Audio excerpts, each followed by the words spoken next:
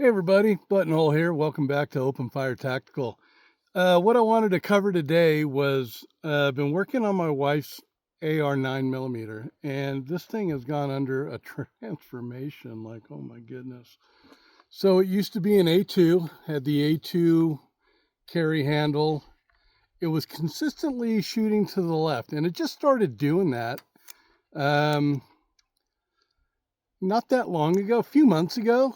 And I mean, I was hitting the target, but it was consistently to the left. And I do have a video showing that it was I was aiming center mass, if I could get my words out, center mass, but it was hitting up here. And so come to find out, through frustration, I got rid of the A2 upper and bought a flat top. And then I had this guy had the barrel put on, and now you notice that the forearm is now different. Well, the other one was moving, and I was like, I wonder if it was doing that the whole time. I just didn't notice it. It was ever so slightly. So now it's rock solid. $89 for this guy, $90 for this guy. My front sight got broken, so fortunately I keep these posts and then I just paint them. But I was really disappointed about that because you can't buy them anymore, like I've said multiple times. And I wish you could. I wish I could remember. I think it was Carson City Armory, possibly, where I got those, but I can't remember.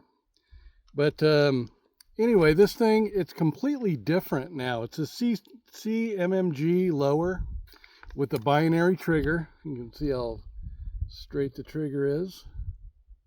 Get the light behind it. And so I'm just going to do semi-auto. I'm not going to put it on binary, but I will, oops, camera almost fell. I will do a short, and I'll just do a mag dump, and we'll see how that comes about. But today what I'm going to do is I've already pre-measured, and I've been working on some loads. So I have 135 grain, 4.4 grains of Winchester 231, and then I have 124 grain bullets, 4.6 grain. So heavier bullet, less powder, okay? And I have flat nose, round nose, and then hollow points. But these hollow points, they're not what you think. They're not like Hornady XTP or anything like that. They are for target shooting only. They have really no purpose. They don't mushroom. They don't perform. I would love to shoot these in ballistics, but I know that they won't do anything. It's just like a ball ammo. But you can see, almost looks like a Torx head.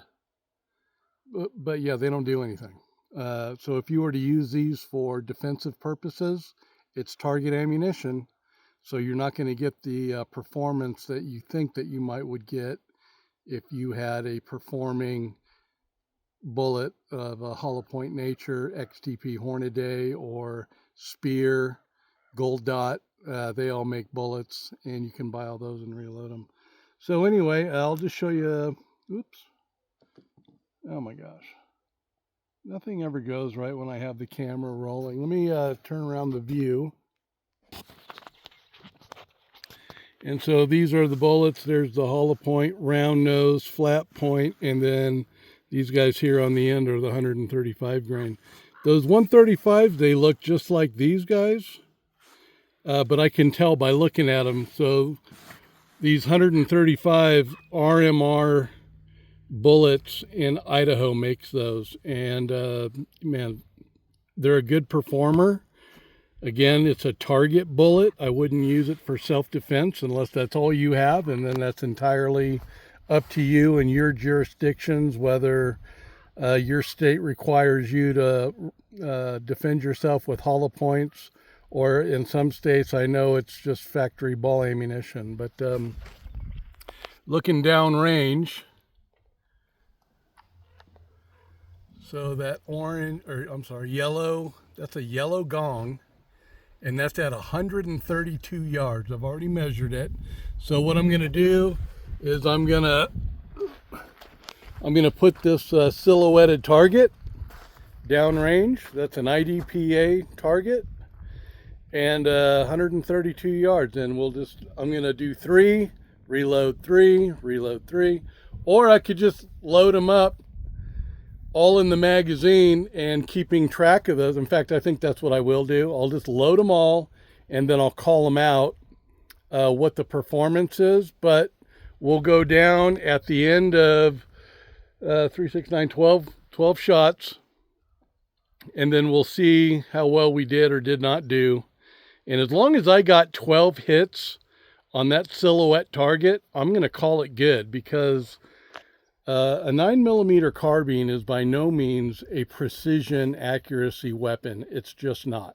It's just not. It's good for self-defense. It's good for home defense. It's fantastic for that.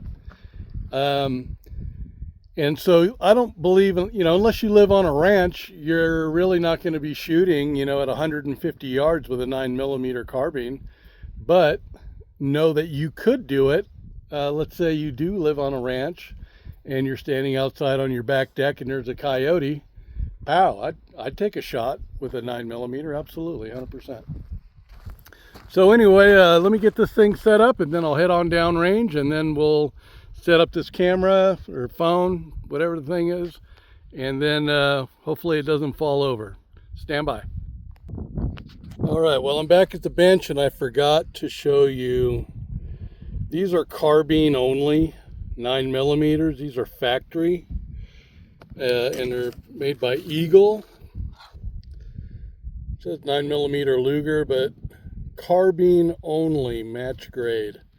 They are spicy, and if you were to put these in a pistol, I am quite certain it would cause some serious damage. Maybe not at first. You might be able to get away with it. I don't know. But I would recommend only putting those into a carbine no matter what. I would never put those in a pistol. And I think that's why these are black tip. They tell you, that's basically telling me that this is a carbine load only. It is not armor piercing by any means.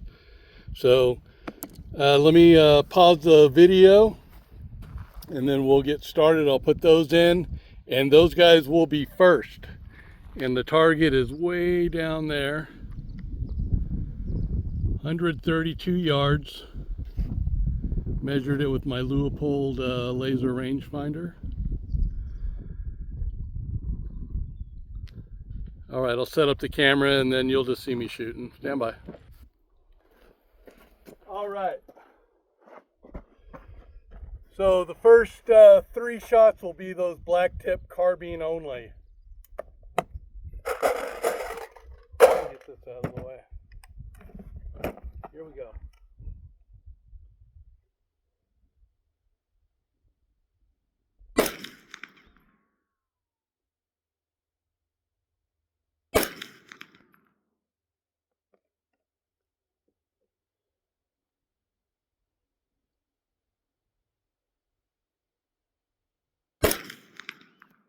Now the hollow point, 124 grain, those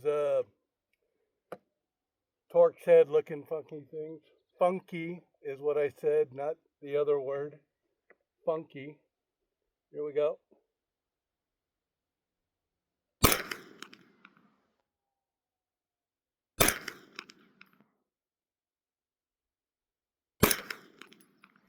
All right. So I had to look to make sure. Next up is the 124 round nose.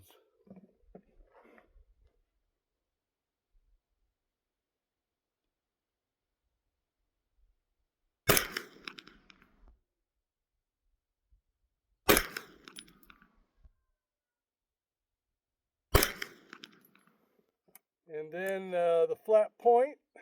Yes, sir. 124 grain flat point.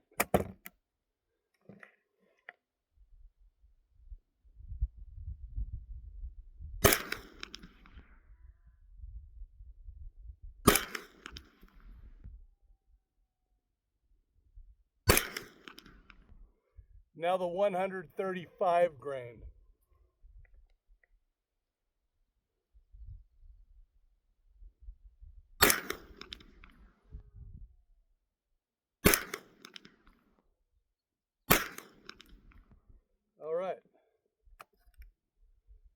Magazine's empty, chambers open. And once again, I'm the only one on the range. And this video actually took me 3 different tries. I was out here yesterday and it was raining sideways and the wind was blowing. It was howling, and some other guys showed up. And then I was here this morning at about 10 a.m. and there was people here, and I started the video, and then this guy goes, "Oh, what are you doing?" And he comes over and starts talking to me, so I had to pause it. And he goes, "Oh, I didn't know you were making a video." And I go, "Yeah, I'm making a video." Whatever. So they were here for quite a while, and so I wound up leaving, and I just came back. So fortunately, this area is like 5 miles from my house, so coming back and forth is not that big of a deal. So stand by, let me walk on down there and then we'll see what we got. All right, walking up here, I see 12 hits, including a headshot. So that's good. It's inside the perforation, that counts. If this were an IDPA, that would actually add a second to the overall time. 2 seconds, 3 seconds, 4 seconds, and that's a broken preferential, so that's a 0. But there's 12 hits. 1, 2, 3, 4, 5, 6, 7, 8, 9, 10, 11, 12. So pretty good, and most of them are in the 0. So that's the heart area. 3 of them just outside, 4 just outside the heart area, and then 1 in the cranium. I'm extremely satisfied with that. And those 135s, I used 4.4 grains of Winchester 231 and a Federal small pistol Magnum primer, and great results, as you can see. 132 yards, it's really good. So all right guys, that's it, that's my video. I'm gonna do a short after this. I'm just gonna do a mag dump. We'll just see how that works. If it comes up, it'll be posted. If it doesn't, now then the camera probably kept falling over or something stupid.